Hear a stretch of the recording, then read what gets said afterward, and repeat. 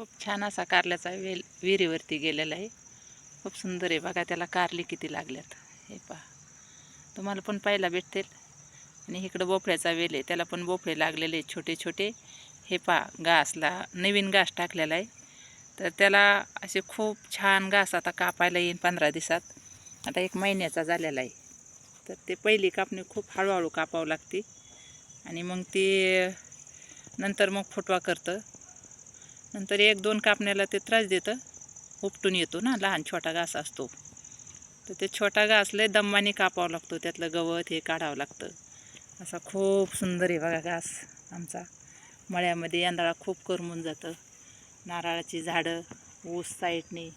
हे पहा, हाय का शेतकऱ्याच्या बायकांना बिबट्याचं बी अहो, आमच्या इथं परवा दिवशी बाई खाल्ली. शनिवारी एक बाई बिबट्याने खाल्ली. शेतकऱ्यांनी जगायचं का मरायचं? तुम्ही सांगा, ह्या सरकारने ठरवलं आहे का काही शेतकऱ्यांसाठी?